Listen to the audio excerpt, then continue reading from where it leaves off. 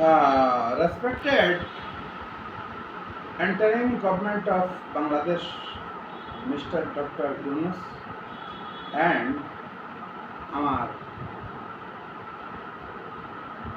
জুলাই আন্দোলনের বীর ভাইয়েরা এবং বোনেরা সবাইকে সালাম আদাব। আচ্ছা, আজকে একটা পেপারে আমাদের একটা সিলেটের ডাকে পেলাম, চিকিৎসাধীন অবস্থায় মারা গেলেন জুলাই আন্দোলনে গুলিবিদ্ধ খলিল। রাজধানীর খাজিপাড়া এলাকায় গত বছরের জুলাইয়ে ছাত্র জনতা আন্দোলনের সময় গুলিতে আহত বরিশালের বাবুগঞ্জের খলিল খান নামে ৩৫ চিকিৎসাধীন অবস্থায় মারা গেছেন। গত বুধবার বেলা ৩টার দিকে রাজধানীর এগারোয়ের ন্যাশনাল ইনস্টিটিউট অফ নিউরোসায়েন্স হাসপাতালে তিনি মারা যান বলে পরিবার জানায়। নিহতের পরিবারের অভিযোগ, উন্নত চিকিৎসার অভাবে তার মৃত্যু হয়েছে। গতকাল বৃহস্পতিবার খলিলের মরদেহ ঘটকচরে আনা হয়। খলিলের স্ত্রী নার্গিস বেগম জানান, এক ছেলেকে নিয়ে স্বামীর সঙ্গে তিনি ঢাকায় থাকতেন। আচ্ছা, এই যে মৃত্যুটা আজ থেকে বোধহয় ৮ মাস আগে আমি চিল্লাইয়া বলেছিলাম যে নিহত এবং গুরুতর আহতরে ১ কোটি টাকা করে দেবে। আপনি শুনতেছি ডক্টর ইউনূস সাহেব দেশের রিজার্ভ উন্নয়ন করেছেন, আপনি পদ্মা সেতু থেকে বড় সেতু বানাইতেছেন, কিন্তু আপনাকে বলেছিলাম যে এই যে বীরেরা মল্ল, যারা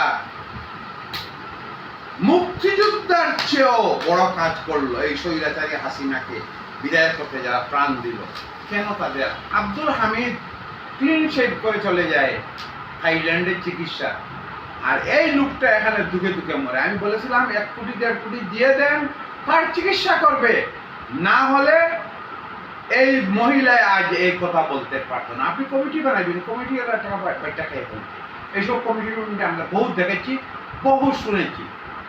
এই দেশের এই যে আন্দোলন হয়েছে শুধু বেকার ছাত্রদের দ্বারা, বেকার মানুষের দ্বারা, কারণ লাখ লাখ বেকার গিয়ে এখনো লিবিয়ায় জলে ডুবিতেছে ইউরোপ যাওয়ার জন্য, ইউরোপও বন্ধ করে দিচ্ছে।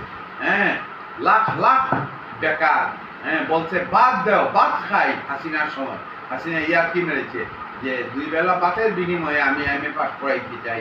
হ্যাঁ, আপনি আমার কথা শুনলেন না, আমি একটা সাধারণ নাগরিক। হ্যাঁ, আপনারা লজ্জা নাই, আপনাদের শরম নাই। এত বড় ঘটনার মানুষ মারা গেছে। হ্যাঁ, 1 বছর সে চিকিৎসা, 2টা গুলির মধ্যে 1টা গুলি বার করছে, 1টা গুলি রয়েছে, তাকে ব্যাংকক পাঠালে কি হতো? আপনাকে কে বলছে সমিতি বানাইতে? আপনি কি টাকা বেঁচে শুধু চিনেন? আপনি মানুষের বাংলা বুঝে আপনার কি হাল করেছিল শেখ হাসিনা? আমি বলেছি যে এদের একটা লিস্ট করে, যদি বাংলাদেশের 10-12 হাজার কোটি চলে যায়, চলে যাক, কিন্তু আজ এই খবর শুনতে হতো না। আমি আবার অনুরোধ করছি, আপনি ছাত্র সমাজ, যে ছাত্র সমাজে আপনাকে বসিয়েছে, যে বেকার ছাত্ররা বসিয়েছে, আপনি এদের জন্য চিন্তা করুন। আপনি সব কিছু স্বতন্ত্র করে দেন, নিয়োগ প্রক্রিয়া থেকে লাগাইয়া সব কিছু এদের জন্য, যুব সমাজ লইয়া, যুব উন্নয়ন লইয়া আপনি চিন্তা করেন। আপনি এই পদ্মা সেতু থেকে বড় সেতু বানাইবেন, এইসব না করে আপনি যারা আছে এদের শিক্ষা দেন, ট্রেনিং দেন, করে এদের যে দেশে পারে তারা যাক, তাদের একটা টাকা পয়সা, যারা BA পাস MA পাস বেকার, এদেরকে বেকার পাঠাতেন না আপনি। হ্যাঁ, বুয়া মুক্তিযুদ্ধ যদি খাইতে পারে 20,000 মুখে কাউ দিয়ে, এই বেকার এই মা বাপের কষ্ট করে কিসের জন্য পড়াইলো? লাশের পাত খাইতে পারতেছে না, সে এই সার্টিফিকেট এইভাবে ছেড়ে বলাই দিতেছে। লজ্জা লাগে না জাতি হিসাবে? আপনার আমার বলে হইলে ক্ষমা করবেন। আসসালামু আলাইকুম।